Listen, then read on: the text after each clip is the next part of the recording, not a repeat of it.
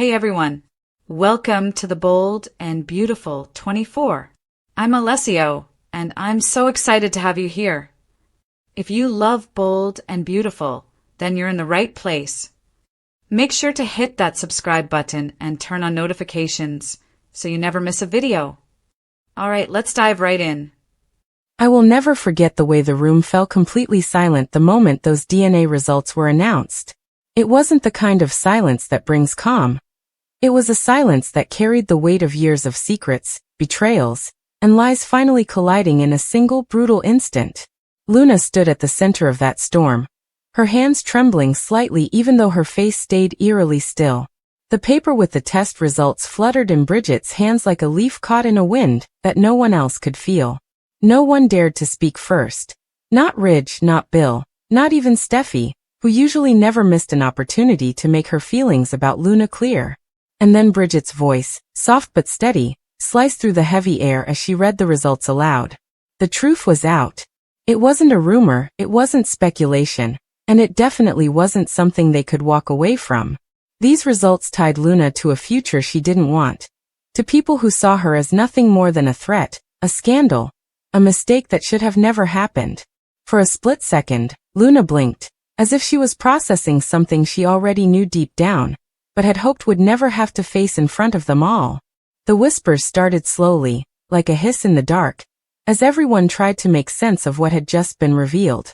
Brooke leaned closer to Ridge, covering her mouth as she muttered something too low for the others to hear. Bill's jaw tightened. Steffi's lips parted slightly, not in shock, but in a cold, satisfied kind of disbelief. And then Will's face. That was the moment Luna broke. His eyes didn't look at her with the same warmth anymore. They didn't carry the same quiet understanding they once had. They were full of blame. It was almost like he wanted to erase every moment they'd ever shared. I swear, the way he stepped back from her, like she was poison, sent a visible ripple through her body. That was when I realized Luna wasn't just hurt. She was unraveling in real time. The air got heavier by the second. Someone shifted nervously. Poppy tried to move closer to Luna, but Bill grabbed her arm, shaking his head as if to warn her not to make it worse. "This is insane," Ridge finally muttered, but the words barely landed before Luna lifted her head. And for the first time, we all saw something in her eyes that none of us had seen before. It wasn't sadness. It wasn't fear. It was rage, quiet, burning rage, like a fuse that had been lit a long time ago and was finally reaching the dynamite. She whispered something under her breath, something only Will might have caught, but he didn't respond.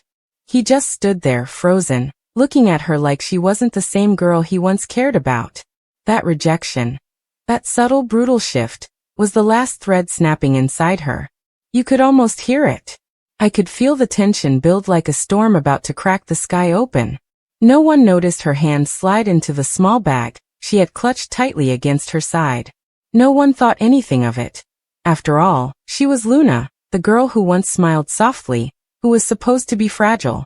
But what they didn't know, what no one had truly grasped, was how much pressure she had been living under. How much hate had been thrown at her day after day since everything started to spiral.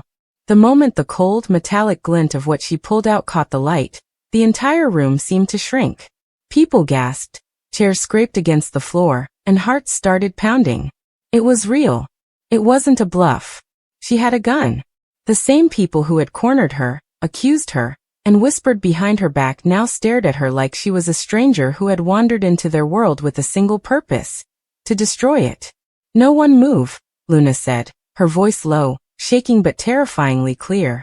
"You all think you can decide my life, ruin it, and just walk away like nothing happened. Not today." Poppy screamed her name, begging her to stop, but Luna didn't even look at her mother.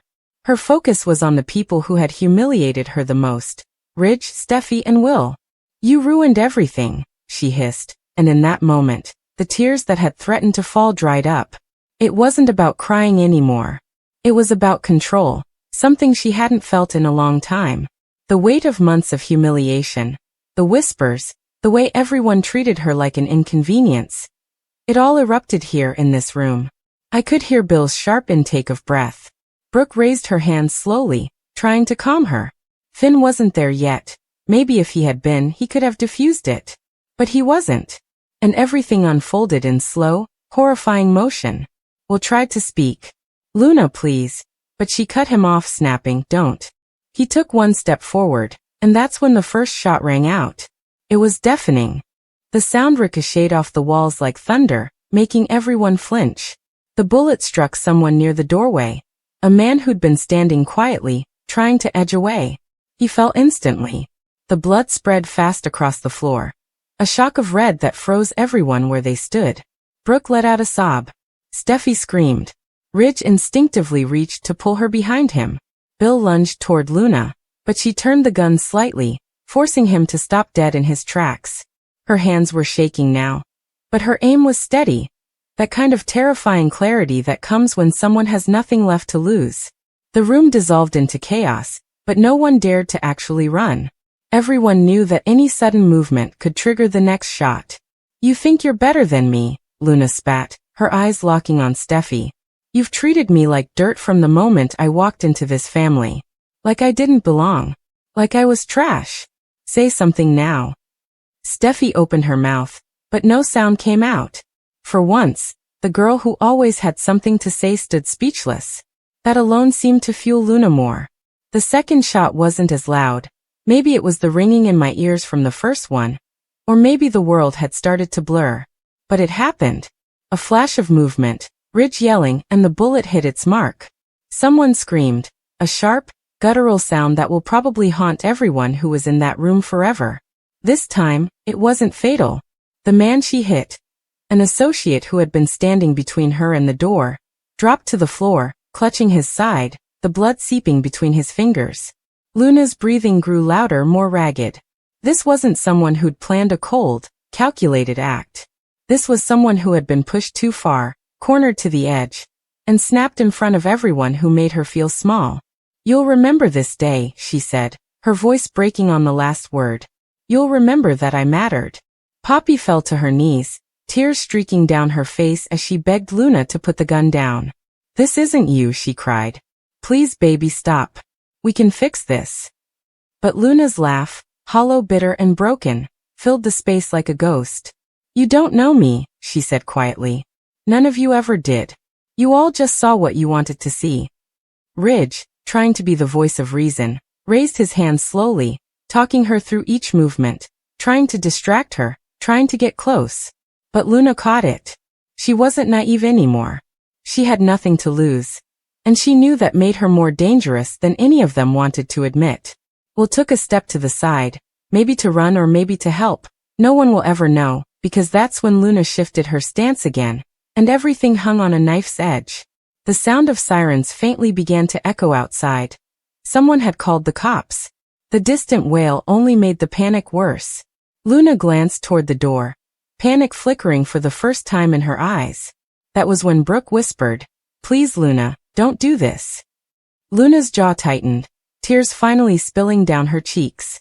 The girl she used to be, the soft, gentle, forgiving one, flickered beneath all that rage for just a second. But it was too late to go back. The dead man lay at the doorway, his blood pooling across the floor, and another man was bleeding, groaning, barely holding on. Everyone knew nothing would ever be the same again. Whether Luna surrendered or not, whether anyone else got hurt, the damage was already carved deep. The moment the DNA results were spoken out loud, everything they thought they knew about their family, their future, and each other shattered like glass. And Luna, the girl they underestimated, the girl they mocked and pushed away, was the one holding the pieces.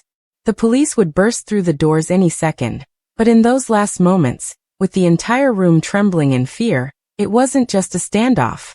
It was the end of innocence, the collision of every dirty secret and whispered accusation they'd all tried to bury. Luna wasn't just standing there with a weapon. She was holding years of pain, betrayal, and rage in her hands. And she was finally making sure they all felt it. The distant sound of sirens grew louder, wrapping around the building like a noose tightening with each passing second. The walls themselves seemed to vibrate with it, that steady wail cutting through the chaos, reminding everyone that what was happening inside these four walls had just crossed a line that no one could ever step back from. Bill's eyes flicked toward the front door, not out of fear, but calculation. He was trying to think, To figure out how to stop this before the entire world outside saw Luna not as the broken young woman she truly was, but as a cold-blooded killer. The media would eat this alive. Steffi, Ridge, Brooke, Will. They were all frozen in their own private nightmare. Luna, breathing fast and uneven, looked like she was trying to decide whether to fight or to crumble. Her hand trembled, but the gun was still in her grip. She wasn't lowering it. She wasn't ready to give them that power again. Luna, Bill said carefully, his voice lower than usual, almost gentle. Listen to me. Whatever happened here, we can fix it. But only if you put the gun down right now. She shook her head slowly, tears gathering again but refusing to fall this time. Fix it, she whispered. You think this can be fixed? After everything? After the way you all looked at me, like I was some dirty secret you couldn't wait to bury? You think any of this can just go away? Her voice cracked on the last word, and it cut through every single person in that room like a knife. Steffi stepped forward then, maybe out of impulse, maybe out of arrogance, maybe both. You did this, Luna, she said, her voice trembling but still laced with that Forrester steel she always carried. You can't blame everyone else for your choices. Look at what you've done. She gestured toward the man lying dead at the door. The blood that had crept across the floor, staining everything in its path. The second man moaned weakly from the floor, his breathing shallow, his skin growing paler by the second. This is on you, Steffi hissed. That was the wrong thing to say. Luna's eyes snapped up, and the hatred in her gaze was like nothing any of them had ever seen before. You think I don't know that? She shouted, her voice echoing off the walls. You think I wanted any of this? I begged you all to stop. I begged you to give me a chance, but you laughed at me. You made me the villain. So fine. Now I am the villain. Poppy sobbed harder, crawling toward her daughter on her knees, ignoring Bill's attempts to hold her back. Please, she cried. You're my baby. This isn't who you are. You're just hurting. Let me help you. Please, Luna, give me the gun. Luna's breathing grew heavier as she looked down at her mother. That was the first moment a crack appeared in the armor. Her hands trembled more violently now. Mom, she whispered, sounding like a little girl again, just for a second. I just wanted them to stop. I just wanted them to see me. Outside, the police vehicle screeched to a halt. Flashing red and blue lights painted the walls in a dizzying rhythm. Over the sirens came the booming voice of the lead officer through a megaphone. This is the Los Angeles Police Department. Drop the weapon and come out with your hands up. No one else needs to get hurt. The words echoed through the room like a countdown clock had just started ticking. Bill's eyes met Ridge's for a split second, sworn enemies most of the time, but in that moment, united in fear of what might happen if Luna didn't lower that gun. Ridge slowly stepped forward, hands raised, voice calm but firm. Luna, look at me. This isn't how it has to end. No one here wants to see you get hurt. She gave a bitter laugh, shaking her head. Hurt. Ridge, I've been hurt every single day since the moment I walked into this family. You made sure of it. All of you did. This, she gestured to the chaos, the blood, the panic. This is the only time any of you ever listened. Will stood frozen in place, guilt and fear written all over his face. His hands were at his sides, but I could see the way they twitched, like part of him wanted to go to her and the other part just wanted to run as far as he could. Luna's eyes landed on him again, and this time, they softened for the briefest moment. I loved you, she said quietly, almost like a confession she hadn't meant to speak out loud. I really loved you. But you let them turn me into a monster. Will's throat bobbed as he swallowed. Luna, I never wanted this. I didn't. Liar, she screamed, cutting him off so fast it made everyone flinch. You could have stood up for me. You could have told them I wasn't what they said I was. But you stood there. You watched. And now you're scared because I finally stopped letting all of you break me. The sound of boots outside grew louder. The police were positioning themselves. Through the front window, a beam of light from a bullhorn flashlight cut through the air, illuminating Luna like a spotlight. She flinched at the brightness, instinctively raising her arm to shield her face, the gun lifting higher with the movement. Brooke let out a terrified sob. Bill muttered a curse under his breath. One wrong move, one twitch too sharp, and this whole thing could end in a hail of gunfire. "Luna!" a new voice shouted from outside. It was Finn. He'd finally arrived. His voice cracked through the air with urgency, with a mix of doctor's control and personal desperation. "Luna, it's me. Please listen to me. I know you're scared. I know this is too much. But you don't want to make this worse. You don't want to be the one they remember as a killer." Her head snapped toward the sound of his voice, her body visibly shaking now. "They already see me as that," she yelled back. "It's too late." "No, it's not," Finn insisted, moving closer to the doorway despite the officer's warnings. "Look at me, Luna. I've known you long enough to know you're not this. You're not what they've said you are. You're hurting. I get that. But this doesn't have to be the end of your story." Poppy reached out for her daughter again, this time whispering, "Baby, listen to him. Please. Let them help you." The room felt like it was teetering on the edge of a cliff. One wrong breath and everything could shatter. Bill, Rich, Steffi, Brooke, none of them dared to move. Even Will, who had once been her safe place, couldn't make a sound.